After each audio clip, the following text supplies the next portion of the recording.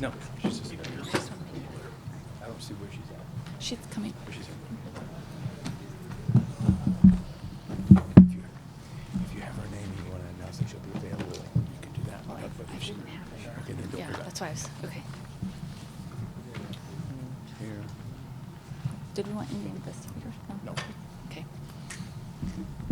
Hello, thank you for joining us today. My name is Captain Kelly Muniz, the Commanding Officer of Media Relations Division for the Los Angeles Police Department. Today, we bring you together to discuss a crime trend that we have. To begin, I will have Chief Michael Moore, the Chief of the Los Angeles Police Department. Speaking next will be Mayor Karen Bass. And next will be our District Attorney, George Gascon. And lastly, we will have the U.S. Department of Justice Attorney, Martin Espinoza. We will have Spanish available in between those, and then we will go to questions. Martin Estrada, United States Attorney. Martin Estrada. All right. Our apologies, sir. So good afternoon, everyone. We're here today to ask for the public's assistance in identifying an individual that we believe is responsible for a series of 3 homicides involving 3 individuals who are experiencing homelessness. And as we know, our homelessness individuals are some of our most vulnerable populations. I'm grateful to have with me today Mayor Karen Bass, District Attorney George Gascon, U.S. Attorney Martin Estrada, and Police Commissioner President Earl Suthers. In description of this, homicide detectives from Central and South Bureau, beginning on Sunday, investigated a series of 3 homicides. And we're through their investigation, beginning on Sunday with the most recent and the latest homicide occurring on the 29th on Wednesday, identified similarities in each of those cases that they believe has identified a series. The first murder occurred on Sunday the 26th at approximately 3 a.m. in the southeast area in an alley in the rear of 836 West 110th Street. The victim has been identified as Jose Polanos, a male Hispanic, 37 years of age. The second homicide occurred in Central Division on Monday, the 27th of November, at approximately 4:55 a.m. There, in the 800 block of East 7th Street, along a rear wall at that location, a victim identified as Mark Diggs, a male black, 62 years of age, was murdered. The third homicide occurred at Hollenbeck Division on Wednesday, the 29th of November, at approximately 2:30 in the morning, near the intersection of South Avenue 18 and Pasadena Avenue. The victim there, a male Hispanic, 52 years of age, and while we have identified this individual, we are withholding his name pending notification of the next of kin. The commonalities amongst these homicides are that each of the victims were in an open area, whether it be a sidewalk or an alley. They were alone. And from other information that we've gathered to this point, we believe a single individual approached each one and shot and killed each one as they slept. The investigators have gathered physical evidence as well as video evidence, images, and we've identified this possible male, lone individual, as well as a vehicle, both images that we're providing to the media today, that have similarities in each of the 3 cases. The Los Angeles Police Department, beginning yesterday upon us learning about the similarities and the conclusion that these 3 homicides are related and the same individual is responsible, has summoned a task force that will be operated out of Robbery Homicide Division under the command of Captain Scott Williams. We're bringing homicide investigators from throughout the city. We're bringing additional investigators from specialized posts, and we have placed our forensic science division on ready so that any forensic evidence that is gathered is also quickly processed and analyzed in an effort to identify the person we believe responsible for these 3 homicides. Additionally, once this was discovered, we began reaching out to our law enforcement partners in the region. This morning I spoke with Sheriff Luna, Chief of Police for Glendale, Manny Sid, Chief of Police for Pasadena, Eugene Harris, Chief of Police for Long Beach. The large cities, Wally Habish, to see if they have had any similarities. To this point, we have no unsolved homicides outside the city of Los Angeles, yet our work continues in identifying whether there are any other shooting victims of persons who were experiencing homelessness which are unsolved and may have any similarities to these homicides. At this point, we're asking the public to look at these images, gather the locations where these occurred, and to help us identify the person responsible. Part of our task force operations, which will be working 24 hours a day, 7 days a week until further notice, includes the establishment of a tip line. And we're asking for anyone with information or potential information for them to contact us on that tip line.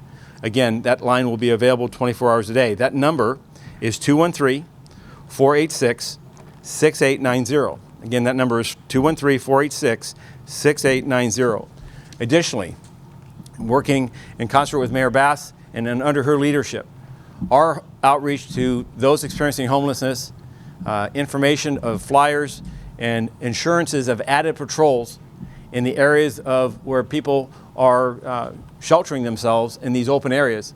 We've increased those patrols and will continue those patrols in search of any vehicle description or individual, but also in an effort to afford as much of a measure of safety as possible. However, the Los Angeles Police Department, and I'm sure you'll hear this from Mayor Bass and others, is asking everyone to encourage persons experiencing homelessness, particularly those that are alone, to seek shelter and to seek opportunities to come in from the streets. Thank you. At this point, I'd like to introduce Mayor of the City of Los Angeles, Mayor Karen Bass. Mayor? Thank you.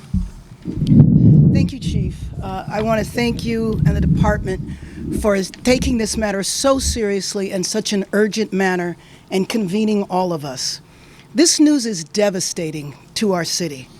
Living on the streets, we already know is dangerous, and we already know that 4 to 5 people die each day on our streets from a range of causes, and violence is certainly one of them. But I want to be very clear about what we're facing today. This is a killer who is preying on the unhoused. And as always, like we do in the face of an emergency, here we are again, calling Angelenos to come together. The city and the region is mobilizing to find this individual responsible, to arrest them, and to hold them fully accountable to the full extent of the law. Now, our message to the unhoused community is clear. Do not sleep alone tonight. Seek shelter, seek services, stay together, seek support, and we need your help to get the word out. Immediately in the last hour, I've directed our Office of Homelessness and Housing Solutions to activate citywide. We have spoken to the leaders of the Los Angeles Homeless Service Authority, Housing Authority of Los Angeles, the Los Angeles Housing Department, and we are moving immediately to get the word out to our unhoused neighbors, our housing networks, and to ensure that our centers stay open during this time. I have spoken with the leadership of Metro for our trains and buses, where we know unhoused people are there. We want to ensure that Metro homeless staff get the word out on the buses and on the trains. As you leave the buses, as you leave the trains at night, do not go alone. We will give out locations where people can go. We have been in touch with service providers throughout the city, many of whom work incredibly closely over the last year to bring thousands of Angelenos inside to reach their clients, and we will be convening a meeting right after this to discuss next steps. We will work with our partners on the City Council and the Board of Supervisors, and we're adding staff to 211 and vouchers to add assistance at this time. We are working to open emergency shelters that are open during times of difficult weather conditions. We want those shelters open now so we can get as many people who are unhoused in those shelters. We are deploying outreach teams to go out and to look for individuals who are experiencing homelessness. So this is individuals, not encampments, that are being preyed on. But I really want to speak today to Angelenos that are watching, because I know that many Angelenos have friends and family members who are unhoused, and many friends and family members know how to reach their unhoused relatives. We need you to contact them today. We need you to tell them about this danger. We need you to tell them that they should not be alone tonight, that shelters will be open. We need you to tell them that outreach workers will be out and the seriousness of this. As always, as we have done several times over the last few months, I am convinced that together with the leadership of the police department, with our district attorney, we can find this individual and stop this crime. I want to thank LAPD and our law enforcement officers for their vigilance, and to the person responsible, we will find you, we will catch you, and you will be held accountable. I would like to introduce our district attorney, George Gesco. Thank you, Mayor, and I want to thank Mayor Bass for her leadership in this area. I want to thank Chief Moore, who communicated immediately as they became aware of this series of crimes. I want to thank our partners in the U.S. Attorney's Office, Martin Estrada, who's someone that we worked with very closely. Since I was notified, we immediately got our Major Crimes Division involved. We have an attorney that has been already assigned to this, supervisor. We're also having our Bureau of Investigations be mobilized in order to work with the LAPD and other law enforcement partners to make sure that we facilitate the transition from the police investigation to the prosecution. And we have also brought in our Victim Services Division in order to provide services not only to the families of these victims, but just as well additional victims that may be around, witnesses and other folks that may need assistance as well. It is important that we recognize that this is an assault in our entire community. These are some of the most vulnerable people in our community, and they're being singled out, appears to be, because of their status. But we must recognize that an assault in one of us is an assault in all of us, and it's important that we all come together to ensure that this individual is arrested quickly and that he will be vigorously prosecuted. We will be working with the U.S. Attorney to ensure that we bring the full force of both the state and the federal government in order to make sure that accountability takes place swiftly, and that we send a very clear message. I now want to introduce my partner from the U.S. Attorney's Office, Martin Estrada. Martin? Thank you and good afternoon. Within the Department of Justice, there's a common saying that we use, which is that no person is above the law. There's another important aspect to that, and that's the second part of the quote, which is no person is beneath the law. It is critical that we as authorities safeguard everyone in our community, including those who are most vulnerable. It is critical that we keep safe everyone in our district, including those who are unhoused. At the Department of Justice, our mission is to protect our community and safeguard civil rights. And we will act aggressively to investigate and prosecute violations which involve violent crime and which involve violations of civil rights. We stand here united to send a clear message. We will not tolerate violent crime. We will not tolerate violence and acts of criminality against our most vulnerable populations. I want to assure you that the full force of the federal government, together with the FBI, ATF, and the Department of Justice, are working with our local and county partners to bring this killer to justice. And we will not rest. We will use all the resources we have to ensure that that takes place. Thank you.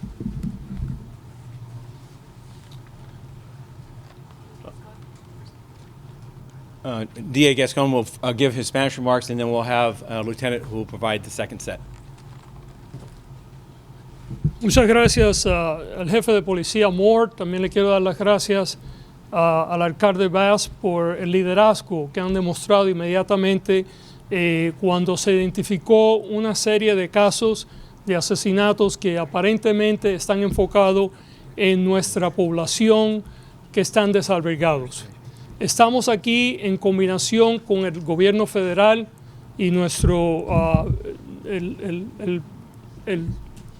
señor que está encargado del gobierno federal aquí en la oficina del Procurador General, mi oficina y el Departamento de Policía, y queremos mandar un mensaje muy claro, y ese mensaje es de que estamos todos aquí juntos para, número uno, que esta investigación concluya con un arresto, y después que este individuo sea arrestado, que va a ser encausado con toda la fuerza que tiene la ley, no solamente la ley local, pero la ley federal. Esto es un caso donde algunas de las personas más vulnerables en nuestra comunidad están siendo víctimas, pero yo quiero que todos reconozcamos que cuando uno de nosotros es atacado, todos somos atacados y que todos tenemos la obligación de trabajar juntos para proteger a todas las partes de nuestra población, y aquí queremos demostrar que estamos todos unificados en el gobierno local y el gobierno federal para no solamente arrestar a este individuo, pero asegurarnos de que este individuo va a ser encausado y que va a pagar las consecuencias de sus crímenes. Hola, buenos días. Muchas gracias por estar aquí. Nosotros estamos pidiendo la asistencia del público. Me llamo Lieutenant Blanca López, trabajo en la División de Robo y Homicidio de la Policía de Los Ángeles. Tenemos muchos detectives dedicados a este caso. En los pasados 5 días hemos tenido 3 homicidios en la ciudad de Los Ángeles. El sospechoso se arrima a las víctimas y les dispara. Las víctimas en este caso son la parte de la población que son muy vulnerables. Son personas indigentes. Para nosotros este caso es muy serio. Le pedimos al público que nos ayude con información para capturar a esta persona. Aquí tienen las imágenes de la persona que es posible, la persona y el carro de la persona también. Tenemos equipo de muchos detectives dedicados a este caso. Vamos a trabajar muchas horas para capturar a esta persona. Si la pública tiene información que nos ayude, le pedimos que nos llame al número 213-286-6890. Gracias.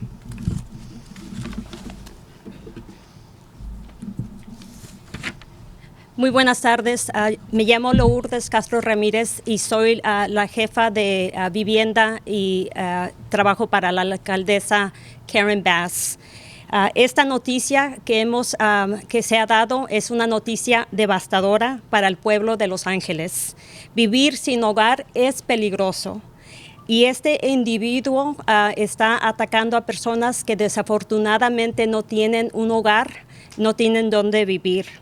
Es muy importante que, por favor, si ustedes tienen algún familiar, una amistad que no tiene una casa donde vivir, que está sin albergue, que por favor se comuniquen con ellos. Es muy importante también que todas las organizaciones que están trabajando con nosotros, con la alcaldesa, para ayudar a personas desamparadas sin albergue, que estas organizaciones nos ayuden a pasar la noticia. Como ha dicho la alcaldesa, hoy estamos movilizando la información y servicios, abriendo más lugares para que las personas puedan entrar a un lugar sano. También queremos pedirles que por favor compartan el número de teléfono 213-486-6890 si tienen alguna información sobre lo que se está compartiendo hoy. Hemos también hablado con las organizaciones aquí en Los Ángeles que se encargan de dar apoyo a personas. Tenemos a la directora ejecutiva de LASA, Dr. Adams Kellum. También nos hemos comunicado con la Autoridad de Vivienda y con el Departamento de Los Ángeles. Esto es algo que es muy importante, que todos estemos involucrados. Muchas gracias por su participación y vamos a seguir poniendo la noticia al frente. Thank you.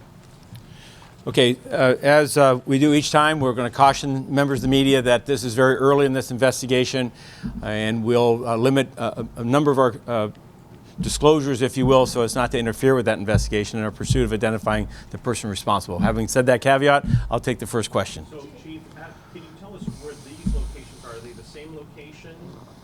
And were you able to at least get a vehicle description, or is that the best it is? That is our vehicle description that we're providing to you, and I'll look to the investigator to tell me which of these 3 sites this is at. And do we know what kind of vehicle it is? Have you been able to determine that? We're still investigating this to determine the vehicle and to identify that vehicle. And then how have patrols been shifted now since these have all happened between 2 and 5 in the morning? Well, patrols have been shifted is that we've dedicated existing resources and also called in additional resources to patrol through these regions. The challenge in this instance, as you can see by the displacement across 3 different areas and 2 large portions of the city, and these are, each of the 3 locations were not frequented with high numbers of persons experiencing homelessness, is that they're isolated, they're by themselves, so we're cautioning that this individual who's responsible, who we believe is responsible, could strike us in Hollywood, in the San Fernando Valley, on the west side. There is no framing of this. We also, why we're reaching out to our neighboring agencies, is what we believe that this individual, the vulnerable population, is also subject to his actions, his murderous actions in other parts of the LA region. So this is we don't have the ability to cover every street, which is why the mayor and all of our outreach providers and service providers are asking for those that are alone to not be alone, to seek companies of others, and to also seek opportunities for shelter to get off of the street. As a reminder, the first incident, the individual was on a couch in a rear alley. The second incident, the individual, we have information, was pushing a shopping cart. Stopped that shopping cart, leaned himself against a wall, apparently plugged his phone into a nearby outlet, when we have information that this lone individual approached, shot, and killed him.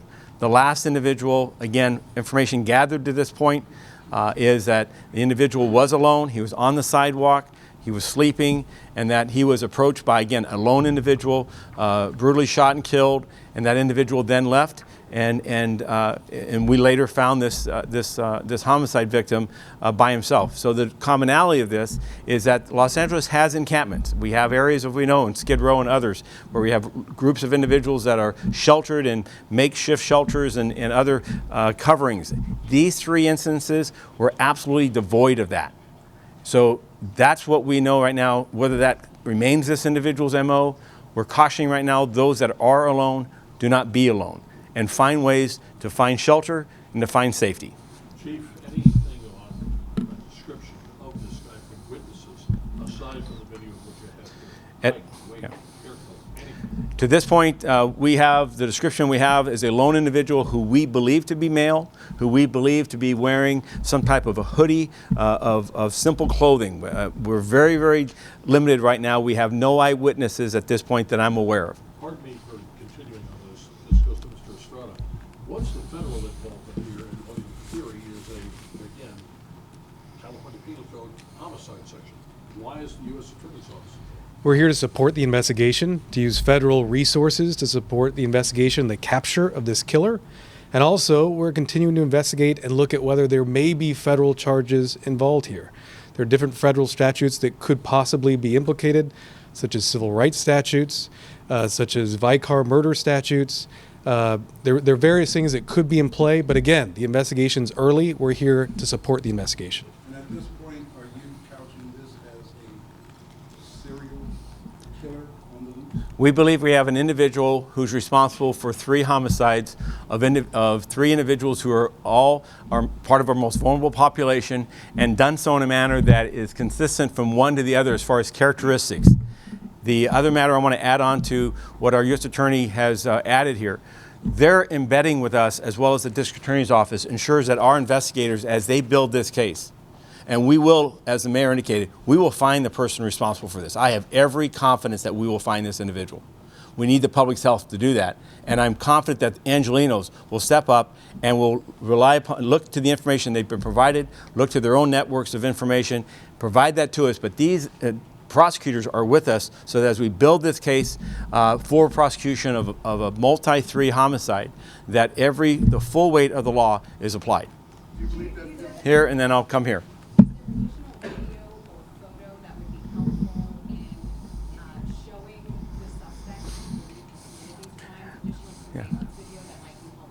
At this point, we believe we've given you a representative sample of what we have. And so we do have additional video. I've described, for instance, the actions in the second homicide involving the movements of the victim.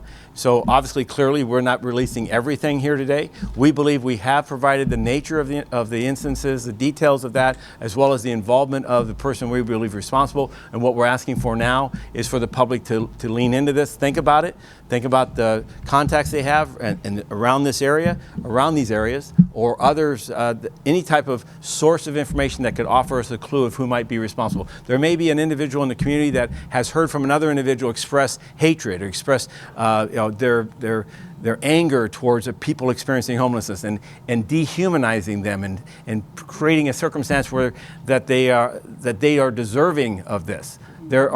We know that we have a society that has many challenges, and one of them is mental health issues and mental illness, and we don't know what the motive is of this, except we know that the targeting is 3 individuals sleeping alone, houseless, unsheltered, that were, we believe, by the evidence we have, selected.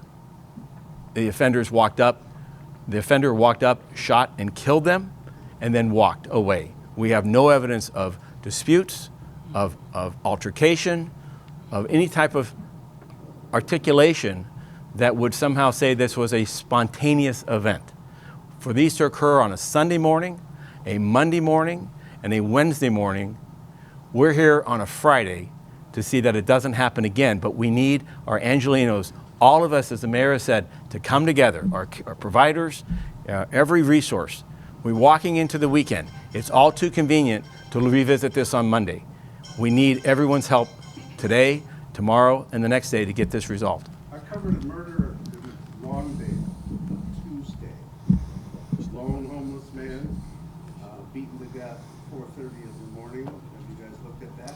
So we're currently, no, we have not, beaten, if you will, or shot, but we're not going to limit our outreach. We have more than 40 agencies, law enforcement agencies. Today at 2 o'clock, we're having a conference call. This morning I spoke with the leadership of the LA County Police Chiefs Association, made our initial inquiries as to those major agencies, and of course the Sheriff's Department is responsible for most of those smaller agencies and their homicides. So we've done initial outreach, but we're doing our further analysis and awareness, and I believe that, again, law enforcement will be key, but the communities in all those communities will also help us solve this case.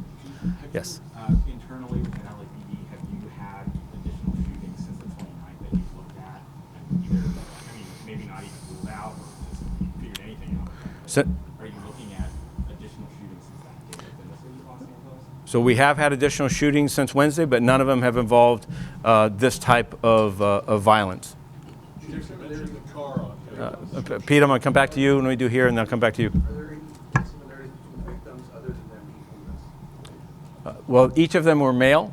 The first victim was Hispanic, the second victim was black, the third victim was Hispanic. The first victim was 37 years of age, the second was in his 50s, and the last one was in his 60s, or vice versa. So we don't have a lot of commonalities except for the common point that each were houseless. The car is rather blurred in the photo here, but are we getting fairly close to describing make or model, anything that people could be looking out for?